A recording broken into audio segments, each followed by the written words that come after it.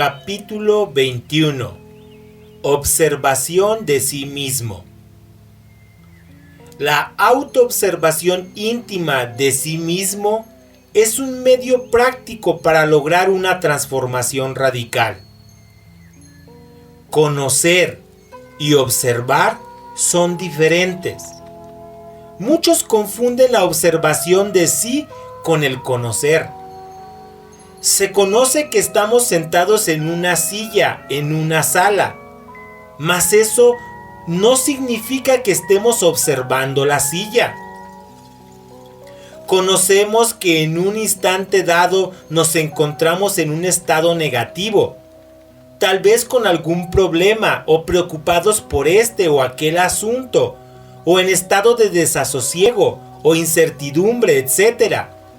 Pero esto no significa que lo estemos observando.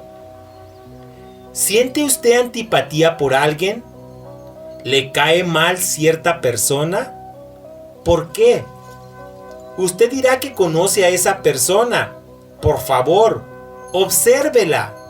Conocer nunca es observar. No confunda el conocer con el observar.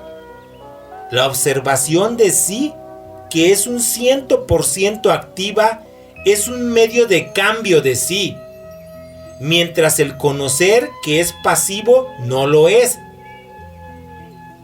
Ciertamente conocer no es un acto de atención. La atención dirigida hacia adentro de uno mismo, hacia lo que está sucediendo en nuestro interior, sí es algo positivo, activo. En el caso de una persona a quien se tiene antipatía así porque sí, porque nos viene en gana y muchas veces sin motivo alguno, uno advierte la multitud de pensamientos que se acumulan en la mente, el grupo de voces que hablan y gritan desordenadamente dentro de uno mismo, lo que están diciendo, las emociones desagradables que surgen en nuestro interior, el sabor desagradable que todo esto deja en nuestra psiquis, etcétera, etcétera, etcétera. Obviamente, en tal estado nos damos cuenta también de que interiormente estamos tratando muy mal a la persona a quien tenemos antipatía. Mas para ver todo esto se necesita incuestionablemente de una atención dirigida intencionalmente hacia adentro de sí mismo, no de una atención pasiva. La atención dinámica proviene realmente del lado observante, mientras los pensamientos y las emociones pertenecen al lado observado. Todo esto nos hace comprender que el conocer es algo completamente pasivo y mecánico, en contraste evidente con la observación de sí, que es un acto consciente. No queremos con esto decir que no exista la observación mecánica de sí, mas tal tipo de observación nada tiene que ver con la autoobservación psicológica a que nos estamos refiriendo.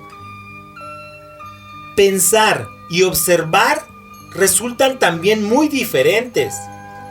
Cualquier sujeto puede darse el lujo de pensar sobre sí mismo todo lo que quiera, pero esto no quiere decir que se esté observando realmente. Necesitamos ver a los distintos yoes en acción, descubrirlos en nuestra psiquis, comprender que dentro de cada uno de ellos existe un porcentaje de nuestra propia conciencia, arrepentirnos de haberlos creado, etc. Entonces exclamaremos: ¿pero qué está haciendo este yo? ¿Qué está diciendo? ¿Qué es lo que quiere? ¿Por qué me atormenta con su lujuria, con su ira, etcétera, etcétera, etcétera? Entonces veremos dentro de sí mismos todo ese tren de pensamientos, emociones, deseos, pasiones, comedias privadas, dramas personales, elaboradas mentiras, discursos, excusas, morbosidades, lechos de placer, cuadros de lascivia, etcétera, etcétera, etcétera.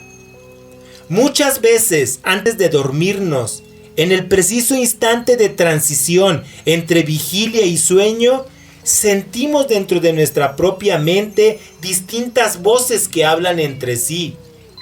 Son los distintos yoes que deben romper en tales momentos toda conexión con los distintos centros de nuestra máquina orgánica, a fin de sumergirse luego en el mundo molecular, en la quinta dimensión.